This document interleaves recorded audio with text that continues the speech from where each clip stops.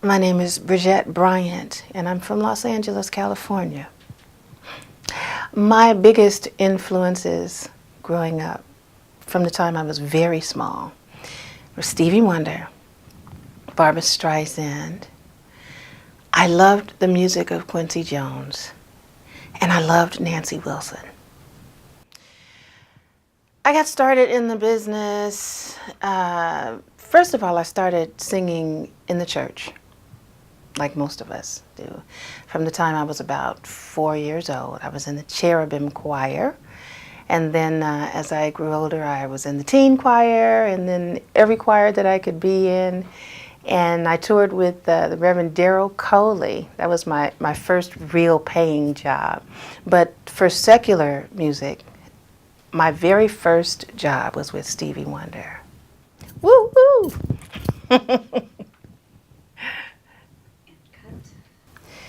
Some of my more memorable experiences, like my very first professionally, was with, like I said, Stevie Wonder.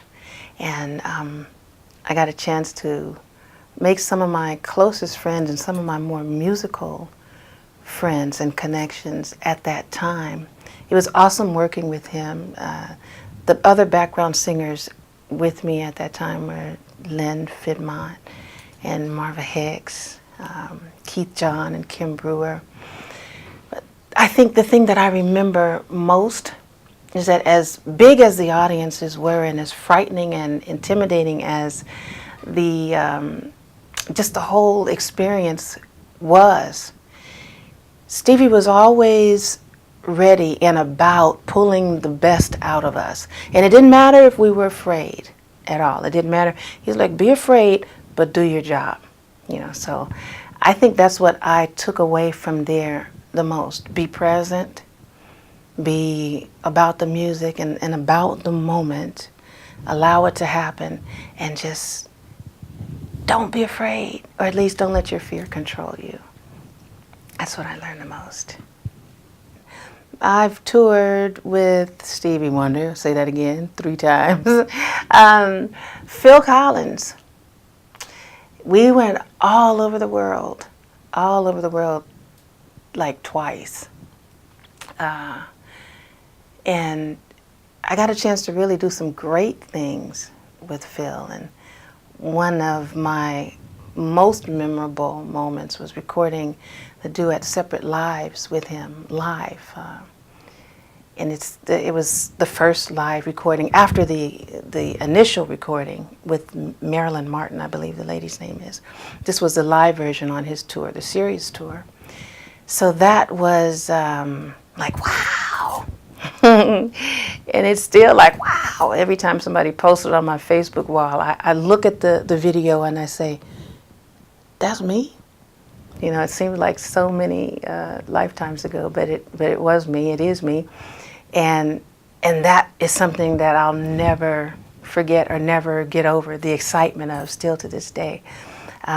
Working with Barbra Streisand also was extremely memorable and impactful in my life. She's a master. She really is. And I had an opportunity to do the Millennium show with her at MGM Grand. Those are a couple of highlights.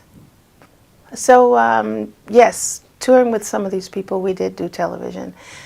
With Phil, let me see if I can remember. I think it was Top of the Pops, and I'm probably dating myself, but I think it's still on.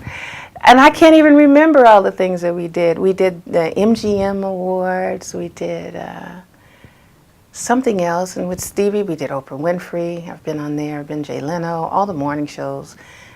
Good Morning America, and back when it was Kelly and Regis on that show. And goodness, I can't even remember all of the things. But yes, we've had an opportunity to do television as well.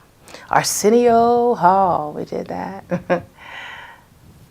The most thrilling time to date of my career, I think it's been when I actually did start to do my own music. Everything else before that, it was awesome. I know that I wouldn't be where I am if it were not for the experiences that I had before. But to actually take all of those experiences and all of that knowledge that I was lent and able to glean from those people, even those that I hadn't named, to roll it all up into me, have it come out into me, the way Spirit expresses through me, that's thrilling. To be able to show up as Bridgette Bryant and to see the things that, it's time for me to do. So I think that's the most thrilling, and even more to come. So I think really the thrill of it is to know that there are more thrilling things to happen as I continue to show up. So today, what I'm doing, I still do background with some artists. It helps me to afford what I do as an independent artist. That's what I am now. I released a project called Soulmate Collection 2 years ago.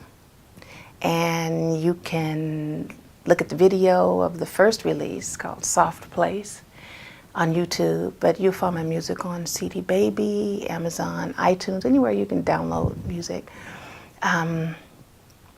Also, after releasing that project, I was given inspiration to develop a platform for independent artists to perform and sell our music and be heard by the world.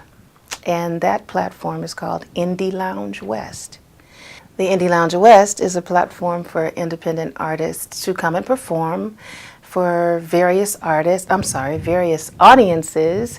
all around the world and sell their music. And I think that's very important as an independent artist. It's a little more difficult for us to get our stuff out there and be seen by the public because we don't have necessarily a big push behind us.